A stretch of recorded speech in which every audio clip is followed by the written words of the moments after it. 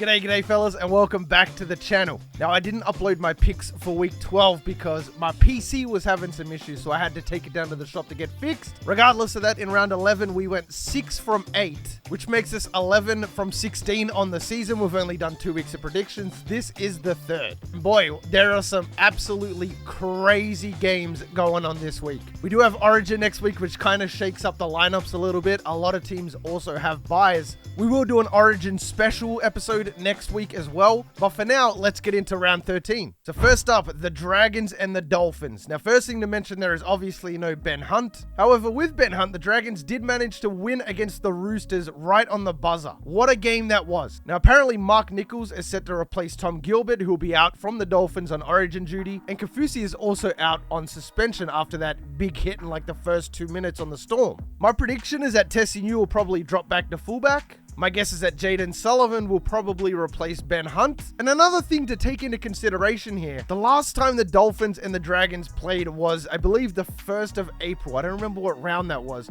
but the Dragons put on a clinic, 38-12 against a full-strength Dolphins side. Now, regardless of that, if you watch the Dragons games, okay, the reason they score has something to do with Ben Hunt every single time. At least a large majority of the time, Ben Hunt is the facilitator or the bloody try scorer, mate. So even though the Dolphins do have a lot of outs here, Origin in consideration, things like that, at KO Stadium, I think it is going to be a different story, but I do think the Dragons without Ben Hunt are going to try to put up a fight. I just don't think they have the side to really win this game. However, I will give the Dragons the benefit of the doubt.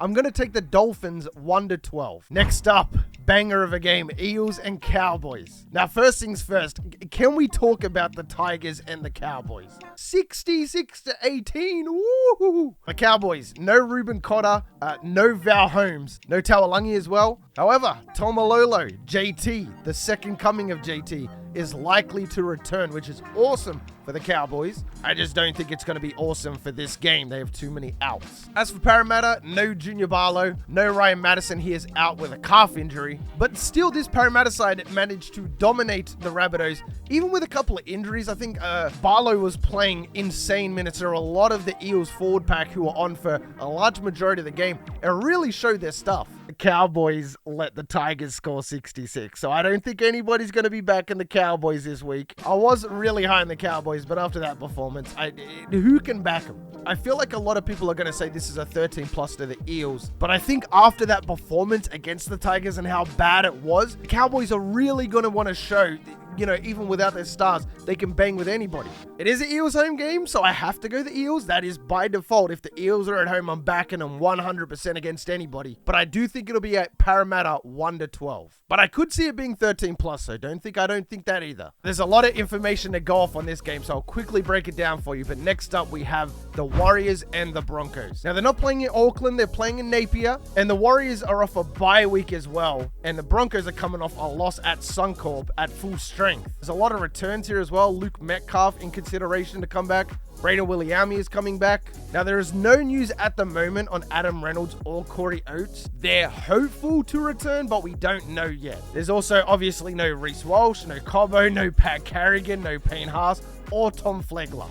I think straight up this is a 13 plus if Reynolds doesn't come back, and Oates for that matter. But if Reynolds is there, I could see it being a little bit closer, 1-12 kind of thing. But some other interesting stats to look at here. The Broncos play in New Zealand for the first time since 2019. The Warriors have won 8 of their past 11 games against the Broncos in New Zealand. More than half of the Broncos squad will play their first game in New Zealand. And the Warriors have won 3 of their past 4 games in New Zealand that have been played outside of Auckland. So what I'm hearing here is the away but yet home crowd loves their Warriors no matter where they go in New Zealand. I think with all the Origin considerations and the likelihood of the injury, it's got to be a Warriors 13 plus. Especially coming off a bye week, how can you not take the Warriors 13 plus? Like I said, do your own research. Check if Adam Reynolds is playing before you submit your tips. I do think it can be a 1-12 if Reynolds is in the squad. Next up, we have the Bunnies and the Raiders. Now, something I found super interesting is that the Raiders are the favorites and Papali'i is playing,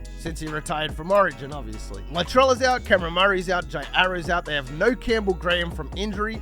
Tane Milne is likely to return to center, and then I think they're going to move Tass to fullback, which will be super interesting. I love Tass. I genuinely really like Tass's game. I almost view him as just like another critter for Penrith. He's amazing defensively, so I'm super interested to see what he can do at fullback, see how he can disrupt that Raiders offense. And what about the news of Whiten going up against the Bunnies, the team that he just signed a deal with last month? I genuinely don't know how to call this game. I really could see either team winning. Rabbitohs will want to bounce back after a loss. Yeah, Cody Walker always has a phenomenal game after a loss, and so does Alex Johnston for that matter. At the end of the day, I never choose with my heart. My heart says the Bunnies are going to win this one at a core, but I'm a stats man. I believe in the numbers. Numbers do not lie, folks. And the numbers say that the Raiders are going to win this game, but I am going to say it's a 1-12. In our last game of the week, Knights and Manly. The Knights are at home for this one, and I would hate to be on that Seagulls team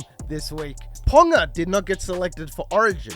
Dane Gagai did not get selected for Origin. Imagine. They are going to go bonkers, especially in front of the hometown fans. I think the Knights are one of those teams that when they're on the road, they really struggle no matter who they go up against. But when they're at home, their crowd is crazy. Shouts out to you, all the Newcastle Knights fans out there who go to the games. I love watching the Knights play at home. These guys didn't play that long ago as well. I think it was a neutral site game, but Bradman Best got called for a BS knock-on. The Knights would have won that game had it not been for that BS knock-on. He didn't even drop the ball. It just kind of popped out for a millisecond. He regains possession. They call it no try. That game ends up in a draw, and they did that without Ponga. Now they're playing at home with Ponga. Manly has no Turbo, Burbo, or Gerbo. No Cherry Evans. They will have Ola Kawatu, who didn't get picked for the New South Wales side. I was very surprised he did not get picked.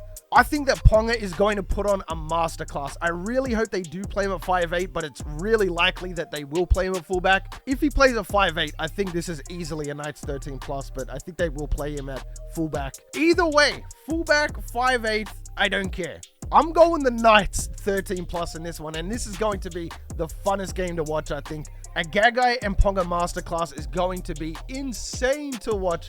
This week, even though we only have 5 games, is going to be crazy. Anyway, fellas, I hope you enjoyed the video. As always, let me know your predictions down in the comment section. I always love looking at your guys' picks as well. And let me know why. Why do you think this team is going to win? And I'll take it into consideration. Let's get a discussion going. But if you made it this far into the video, fellas, and you are the real MVP, hope the rest of your day is awesome. And from me personally, I'm out. Peace.